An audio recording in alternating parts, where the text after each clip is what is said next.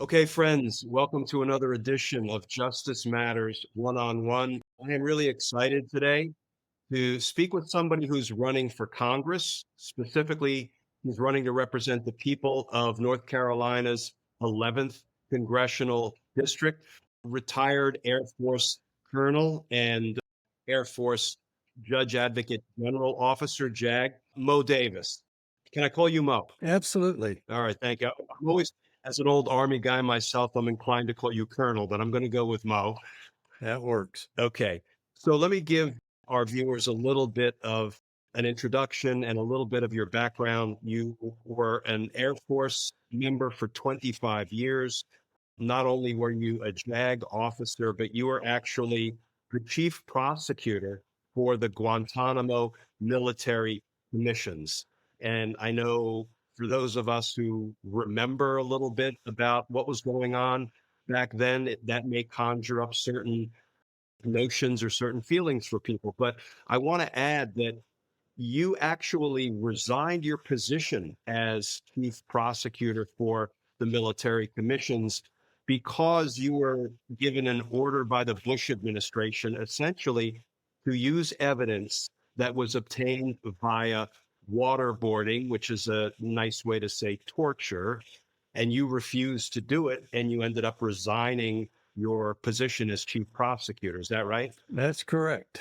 Okay, and I want to talk more about that in a few minutes, but let me talk a little bit more about your background, your experiences. You taught at Howard University School of Law from 2011 to 2015. Mo was an administrative law judge at the Department of Labor from 2015 to 2019, and that doesn't even begin to scratch the surface of his experience and his accomplishments. But now you're running for Congress, I guess, a second time to represent the 11th Congressional District in North Carolina. So let me ask you the most usual question for somebody running for political office. Why? Why are you seeking to represent the people of North Carolina in Congress? Well, as you know, Western North Carolina got hit hard by Hurricane Helene, and we're still recovering. It's been, about 9.5 months since the storm hit. Our economy here is a tourism-based economy. I don't know if you've ever been down to Asheville, but this is, I grew up around here and didn't really appreciate it until I joined the military and saw the rest of the world. And it's just not a prettier place in the mountains of Western North Carolina. But we're a tourism-based economy, and the Blue Ridge Parkway is the nation's most visited national park. Runs right through Asheville, and it's still closed 9.5 months after the storm. Our current congressman is Republican Chuck Edwards, and Chuck does whatever Trump tells him to do. Cutting FEMA, firing staff at the VA, cutting funds at the Park Service, Medicaid cuts. It was just nothing good he's doing for Western North Carolina. So I know we can do better. And so I figured I could sit on my couch and complain, or I could get out and campaign. So I elected to do the latter. Yeah, one of my five daughters was in Asheville and was sending me pictures on her raised front porch of the river that was just running down her street. And it was pretty dramatic and concerning for all for sure. So let me ask you, you ran for Congress once before, and what is it that you learned about running for Congress that maybe was surprising to you, something that our viewers might not kind of know intuitively about running a political campaign? Yeah, it was the first time I'd ever run for any office. That was back in 2020. And I was late getting into the race. It was November of 2019, right around Thanksgiving. North Carolina is notorious for gerrymandering. Again, if you're familiar with Asheville, I always refer to Asheville as the Berkeley of the Blue Ridge because it's a very progressive place in a sea of red. And so the Republicans in the state legislature had split Asheville literally down the middle to dilute the Democratic vote. So where I'm at right now was in the Patrick McHenry district, not the Mark Meadows district. And that year in November, our state Supreme Court ruled that under our state constitution that was illegal to gerrymander that way. And they put the district back together and put me in the Mark Meadows district. And so I jumped into the race. Wasn't sure there are other Democrats have been running for a year or more. And I wasn't sure, if I could catch up with them, but I did and got about 50% of the vote in the primary.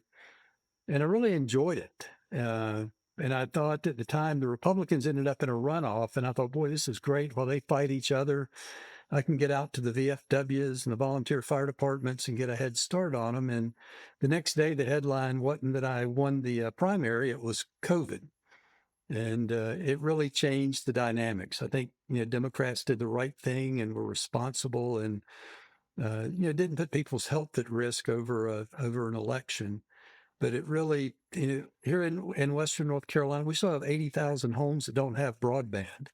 So you can't do a Zoom with folks out in Graham County. You got to go there. And because of COVID, we couldn't. So it really, it was strange. Campaigning was an interesting experience. And then you throw COVID on top of it, and it just really changed the dynamics of the election. So I'm really excited to have a chance to, hopefully there won't be another pandemic, but I'm excited to be able to get back out there and meet with the folks out in those rural counties and show them that we can do better than they've been getting out of the Republicans they've had representing them. Yeah, we're having different challenges in our country now, maybe not a pandemic, but the militarization of our streets, which I want to talk with you about in a few minutes. But let me start with this sort of 30,000 foot view. What do you think is the most important issue facing the country right now? Well, there's so many to pick from, but I think just the whole, you and I both served in the military, and this notion that Canada's our enemy and Russia's our best buddy is just hard to fathom. Like you're talking about, I used to be a big advocate. When I was on the faculty at Howard, I steered a number of my students into the JAG Corps, the different services. I don't know that I would do that now, because when you're sending troops out on American soil to put down Americans exercising their constitutional rights, that's not the military that I served in. So I think to me the bottom line is this preservation of democracy. We've had a good 249-year run, and I'd like to see it continue. So having I remember back when I was the chief prosecutor at Guantanamo, I worked with John McCain and Lindsey Graham on legislation concerning the military commissions. They were the two pushing back against President Bush and his abuses of executive authority, which by comparison today seem pretty tame. So I think we've got to shore up our democracy and get back on the right track and be the country that we have always purported to be. And we're just in a bad place right now. And I'm hoping the pendulum is at its apex and it's going to start swinging back the other way. And I want to try to help make that happen. Yeah, and Mo, my heart just sank when you said you wouldn't advise your students at Howard to consider joining one of the JAG corps of the military services. I taught at GW for 9 years, both at the law school and then undergrad. And I used to talk in such glowing terms about my 6.5 years on active duty as an Army JAG prosecutor, first in the trial court and then at GAD, the government appellate division in the appellate courts. And when you said that, I realized that I would probably, I'm on hiatus right now, but I would probably take the same tack as you. I would be hard pressed to urge, we need good lawyers to join the military services, but it feels like it's fraught with peril given the leadership, both the civilian leadership, and I'm hoping the military leadership holds strong. And we'll talk more about that in a minute, but let me have you talk about North Carolina, your district that you're running for. What do you think are the 2 or 3 main priorities for people in your district? Well, as I said, people here are still hurting, trying to recover from the impact of the hurricane. And we're not going to get back on our feet until we get the infrastructure back in place. And again, slashing the budget at the Forest Service and the Park Service, when those are the lifeblood of our economy, is not helpful.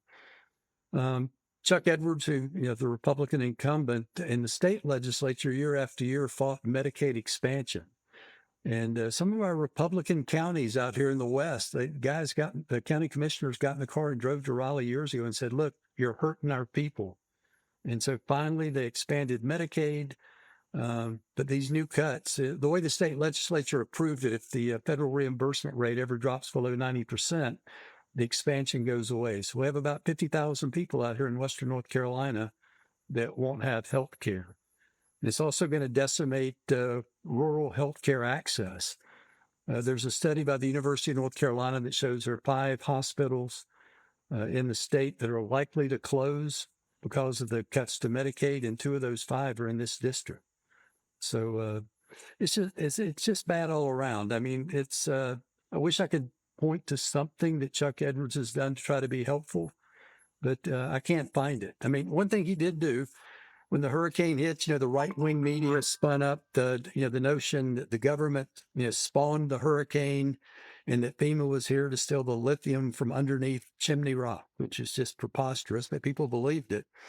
And Chuck Edwards did the right thing. He spoke up and said, look, FEMA, they're good folks. They're here to help you, work with them.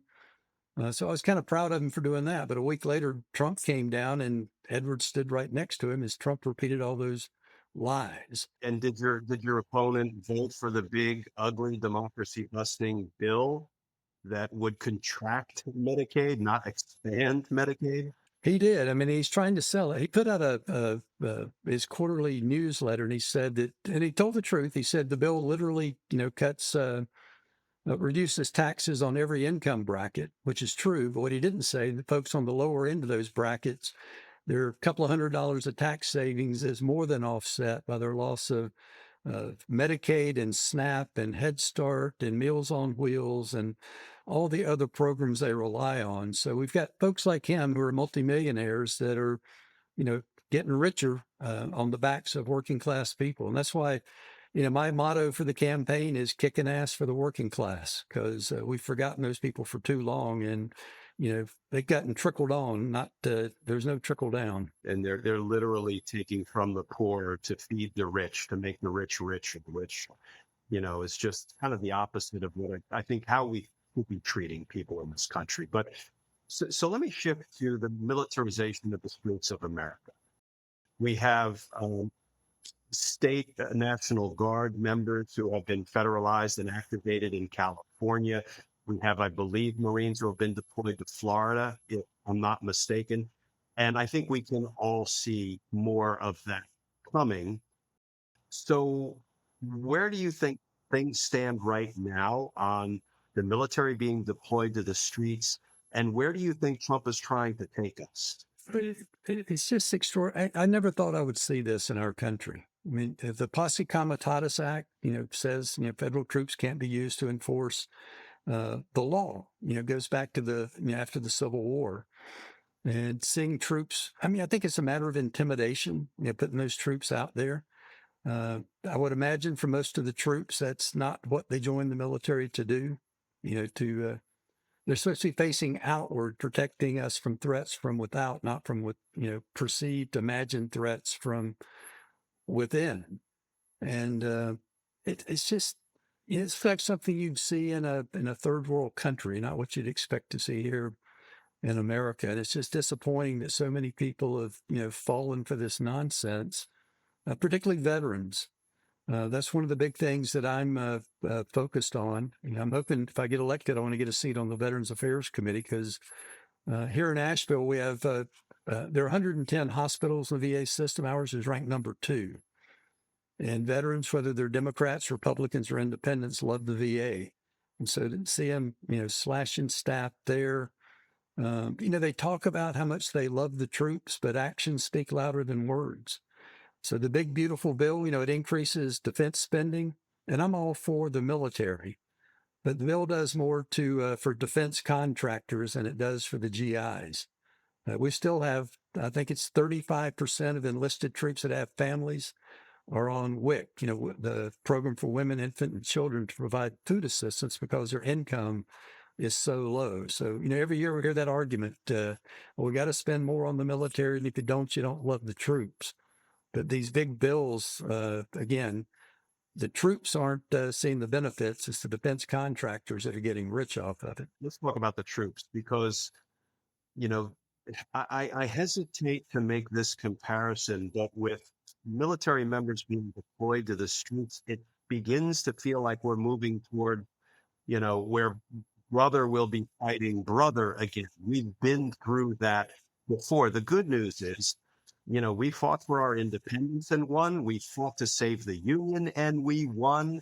And I keep saying we can win this one too. It's not going to be easy and it's not going to be quick. But perhaps better than anybody that in the military, we must obey lawful orders. That was drilled into my head at officer basic. It was drilled into my head at the JAG school when I attended the 115th basic course. But what people may not intuitively realize is we must disobey unlawful orders, particularly, and I'll use the term of art, patently unlawful orders. One of the challenges is there are a million shades of gray when it comes to the military being deployed to the streets. Is that a patently unlawful order because it violates the Posse Comitatus Act's prohibition against military enforcing civilian laws? I can't say it is, but these are decisions that every single military member, from the general to the private, will have to make. So, what advice would you give, if any, to military members who are now being put in this difficult and potentially perilous situation when they're injected into the American schools to do things they've never been trained to do? What kind of advice would you have for them? Yeah, well, I think for both of us, I served under Democrats and Republicans, and I disagreed with both parties at times on policy positions, but I never questioned that the commander in chief, Republican or Democrat, had my back. I can't say that with the current commander in chief, whose only back he's got is his own. And it's a real conundrum. I mean, you're putting a lot on the shoulders of an 18-year-old to have to make those. We're both attorneys, and that's like as you said, it's one of those points where there's a huge gray area, and you're really asking them to roll the dice and make a judgment call on whether an order is lawful or unlawful. And that's a hard decision in the calm reflection like we're having now with two attorneys talking. But for an 18-year-old out on the streets having to make a split-second decision, that's unconscionable to put that kind of burden on them, and they shouldn't be in that position to begin with. But my advice is to think hard, and I mean, I think everybody in their core knows right from wrong. I mean, that's what I faced at Guantanamo when I was told I had to use evidence obtained by torture. Yeah, can you share a little bit about that experience and the decision that you came to? Yeah, I mean, I was the chief prosecutor for a little over 2 years, and for the vast majority of that time, I had people above me that supported my decision not to use any evidence. I mean, back then we couldn't say torture; I had to say enhanced interrogation techniques because it sounded nicer. But we were building cases. I mean, for instance, Khalid Sheikh Mohammed, who actually lived here in North Carolina for 4 years and graduated from North Carolina A&T. We were building a case against him without anything he ever said in our custody. And I think a first-year law student could have prosecuted the case and gotten a conviction. The evidence is so overwhelming. So if we don't use the statements he made in our custody, that doesn't excuse what we did to him, but it makes it irrelevant in his criminal trial.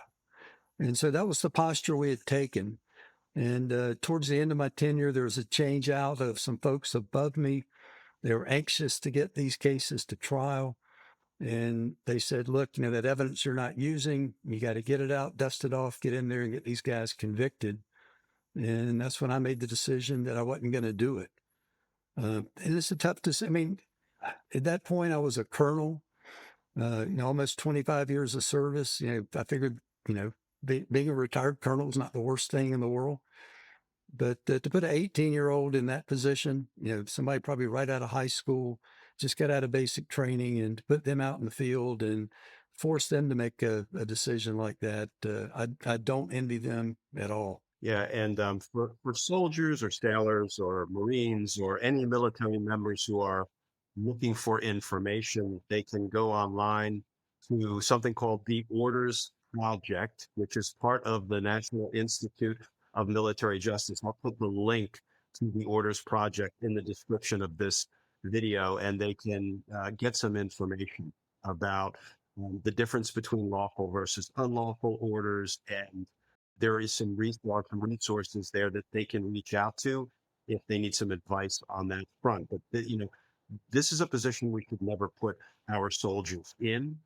So let me ask you, where can people find you? How can people support you? And then I want to finish up with asking if you have any advice for action items for the people that we can do, something we can do more of, something we can do better to fight for our democracy. Yeah, you can go to the website. It's Moe Davis, MOEDAVIS.com. And certainly would appreciate any support. I mean, it's a shame that I'm devoting so much time to having to call folks and ask for money, but that's the system that we're in. I tell you what folks can really do to help is we've got to, particularly on the Democratic side, we've got to open up the aperture and have a broader perspective. I co-host a podcast. We had Adam Kinzinger on, and Joe Walsh, and Anthony Scaramucci, and David Jolly, who are all lifelong Republicans, who all said, if the Democratic Party could have a little broader lens, they could see themselves being Democrats. And in fact, since then, Jolly's now running for governor of Florida as a Democrat, and Joe Walsh announced a couple of weeks back that he's now registered as a Democrat. So we've got to have a bigger tent. And we've got to get out and talk to folks, even the ones we disagree with, particularly with this big, beautiful bill. I mean, the data shows that people know what's in the bill. They don't like it. But there's so many people that just don't have the time to dive into it. So if folks can, talk to your relatives and your neighbors and your friends and make sure they understand what this bill does and who's doing it to them. And I think that's going to bring folks over to our side and get this country back on the right track and working for the people. Yeah. And one final question. Do you think there's anything that can be done feasibly to back Donald Trump down from wanting to send the military to the streets around the country? Because I fear that he will create so much chaos by having the military in the streets that, just as we saw in California, he will then use that chaos as an excuse to invoke the Insurrection Act, declare martial law, postpone, air quotes around the word, postpone the midterm elections. That is my fear, that this is the playbook and we see it coming. Do you think there's anything that can be done to address it, to sort of stop it before it goes to that extreme? Yeah, it's been a real disappointment, to see Congress just bow down. I mean, it's really talk about fraud, waste, and abuse, paying their salaries when they're not doing their jobs. They're supposed to be a co-equal branch of government, and they're not. And again, with the judiciary, for years, I was a proud member of the Supreme Court bar. But to see them just capitulate again is disappointing. So the other two branches are not doing their job. It's up to the people. I mean, this is our government. So we've got to stand up, and, they want to wear us down and wear us out, but we got to keep standing up and keep fighting. And that's why I think the midterm elections are so important, that if we can win a majority in the House, we can put a stop to some of this nonsense. Every appropriation bill has to originate in the House of Representatives. So why don't we can defund the White House? They can't make their own money. So those things that they're doing that are just horrendous, let's defund them and hold hearings and hold them accountable to the people. Because again, I think if the people know the truth, they're not going to like what they hear. So we've got to make sure that the truth gets out there to as many people as possible. It always feels like it's on we the people, right? It's never going to be a prosecutor who will save us, or a judge, or a politician. It's always comes down to we the people. And I'd like to think we're up for the challenge. We've had a number of protests, rallies, marches nationwide that are growing in numbers. We've got another one coming up July 17th. And, as always, it will come down to the people. So, Mo, thank you for joining us today. I will put a link to your website in the description of this video for anybody who wants to contribute or find out more about how you can help Mo's campaign.